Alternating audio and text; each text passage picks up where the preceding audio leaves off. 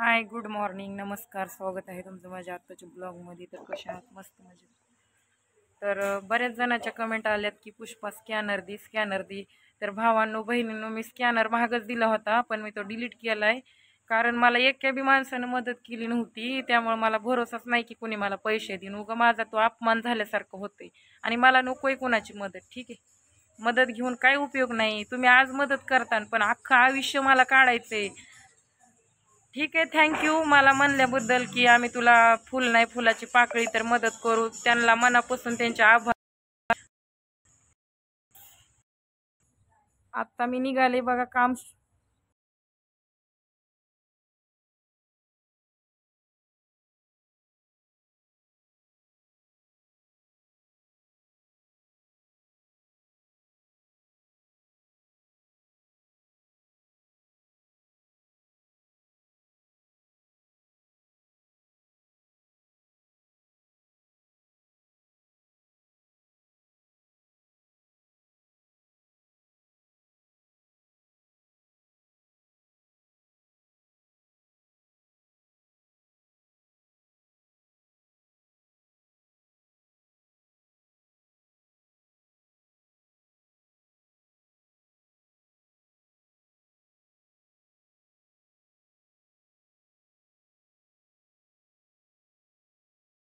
तर मित्रांनो, आता घरातलं काम आवरलं, आता निघाले परत ड्युटीला, म्हणजे ड्युटी जॉब बघायला निघाले. तर आता ह्या व्हिडिओमध्ये मी म्हणजे ज्यांना मनापासून इच्छा आहे त्यांनी कोणाला मदत करायची असते तर करू शकतो. मी तर स्कॅनर लावते. ठीक आहे, आणि हो मनापासून थँक्यू. करा अथवा ना करा, पण म्हणल्याबद्दल धन्यवाद, थँक्यू. भावांनो बहिणींनो, आजचा व्हिडिओ काढायचा मुद्दा असा असते की एकटी बाई जगणं म्हणजे खरंच नरक जिंदगी असती. एकटी बाई जगणं म्हणजे खूप मुश्किल आहे. वाटतंय तेवढं सोपं नाही. कारण मी त्याच्यातून पुढे चालले म्हणून मला माहिती आहे. आणि खरंच असली जिंदगी जगण्यापेक्षा कुत्र्याची मेलेलं बरं. आजकाल जगात पोरी भेटणार आणि ज्यांना भेटल्यात त्यानं बायका सोडून दिल्यात. मीच नाही, अशा लई केसेस आहेत जगामध्ये. मी म्हणत नाही माझ्या एकटीच आहे, अशा कितीतरी लेडीज आहेत की त्यांना नवऱ्यानं सोडलंय, कुणाचा नवरा मेलाय, कुणाचं काय झालंय तर कुणाचं काय झालं. माणसाचा जन्म पण एवढा सोपा नाही. जगणं खूप कठीण आहे. आणि हो, एकट्या महिलांना मान सन्मान भेटते. लोक टिंगल टिवाळी करतात. ती किती बी चांगली असली तरी तिला नावं ठेवतात, हसतात. आणि दुसरी गोष्ट,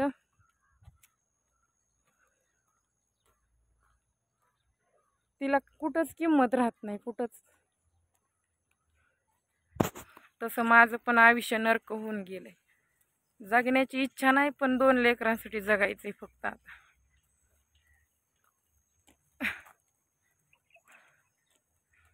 आणि लग्न बिग्न तर मला करायचंच नाही आणि कोणाच्या नादाला पण लागायचं नाही. मला आहे ते परिस्थितीतून जायचंय बस.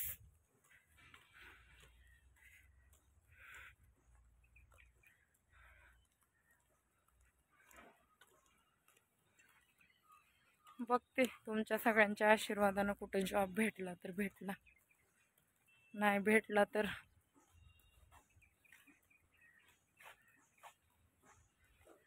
अवघड आहे.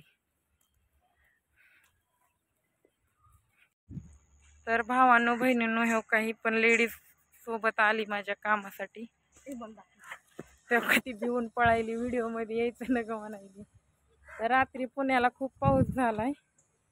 तुमच्या इकडे पाऊस पडला का नाही कमेंट करा, नक्की कळवा मला.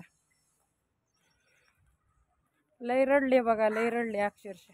मी जिथं राहते ना, पैशावाल्या लोकांना एवढा कसा माज असते मला तेच कळत नाही.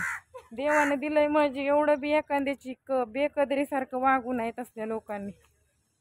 म्हणजे सांगायचा उद्देश असा होता मला. तिथं राहते, मी जिथं राहते ना तिथल्या एका माणसानं मी रोडच्या कडेला उभारले आणि तो रोड त्याच्या दारासमोर होता. आणि दारासमोर मी म्हणजे लांब होतं दार, म्हणजे एक 20 फूट अंतरावर दार असन आणि रस्ता आहे दारातून कच्चा. आणि ह्या पुण्यामध्येच आजची गोष्ट तुरळीत तर माझं तोंड असं पुढं होतं, मागून गाडी आली, पार माझ्या घोट्यापाशी येऊन उभारली गाडी. मान्य करते माझं लक्ष नव्हतं, पण त्याच्या तर डोळ्यात काय अडकल नव्हतं ना, माझं तोंड पुसलीकडं होतं. आणि अजून मी म्हणलं काय आता अंगावर घालतो का काय गाडी, तर मला म्हणतो काय तू माझ्या दारात कस का उभारली, तिकडं जा पण की. का तो गाववाला आहे, पैशावाला आहे, त्याचं बंगला आहे तिथं, त्याची जागा आहे आणि रस्त्यावर उभारले मी. हां, हे काय सोबत घेऊन जाणार आहेत का जमीन जुमला प्रॉपर्टी, जरी त्यांच्या हक्काची असली, बापदादाची असली. आई बहीण नसल्यासारखं लेडीजची रिस्पेक्ट नाही केली त्या माणसानं. मला नाही ते बोललं, तिकडंच मर की, तिकडंच जा पण की, 2 लेकराची माय आहे त्यांना असं बोलाव का. कारमध्ये बसलेला होता भामट्या मादरचोद हरामी. मी म्हणते ह्यांना देवानं दिले म्हणून एवढा माझ महिना कसा, म्हणून तर देवाला मानित नाही मी. कारण देव चांगल्याला माजुरी लोकांनाच देते, सगळं चांगल्याला देत नाही, हे मात्र खरे.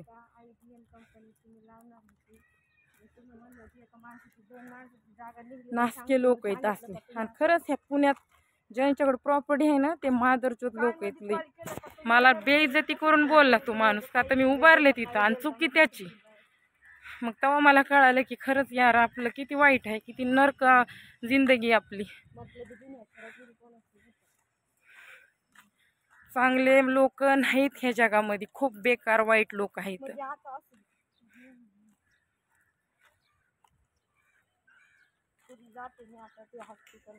मित्रांनो बघा, मी गळ्यातलं घेतलंय आता, लय बेकार वाटायला लागलं होतं त्यामुळे घेतलं. छान वाटायलंय का नाही कमेंट करा.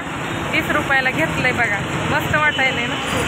काहीच म्हणा, कुणी काही म्हणो, बाई जिथल्या तिथंच गोड दिसती ना, बरोबर ना. तिच्या गळ्यात पायात जोडवे सगळा. हे इकडं चल ना स्वाती, जरा काहीतरी खाऊन घेऊ. हे मला वडापाव न ग बाई, मला तोंडात घालू वाटत, दुसरं काहीतरी खाते मी. चल काय आहे का बघू नाश्त्याला. मित्रांनो सकाळपासून काहीच खाल्लेलं नाही, चहा पण पिलेला नाही. दुसऱ्याच्या घरात राहायचं एवढं सोपं नाही. उपाशीच आहे मी आता, मला खूप भूक लागली. जॉबसाठी चालले होते. एक खूप मोठ्या घरचे सर आहेत, ते संध्याकाळी मला भेटायला येणार आहेत. म्हणजे ते पोलिसात काम करतात आणि त्यांचं छोटंसं बाळ आहे 11 महिन्याचं. ते म्हणतायत तुम्ही सांभाळताल का, आणि घरकाम पण शिवाय करायचे त्यांच्या इथं, तर संध्याकाळी मला ते भेट देणार आहे. तरी पण मी प्रयत्न करायले, त्यांच्याशी तर भेट घेईलच, पण त्यांचं आपलं पटतंय नाही पटतंय बघायला लागेल, बरोबर ना. तर तोवर म्हणलं आपण जरा इकडं तिकडं चक्कर मारून बघावं म्हणलं, घरात बसण्यापेक्षा, की कुठं काम भेटतंय का नाही भेटत.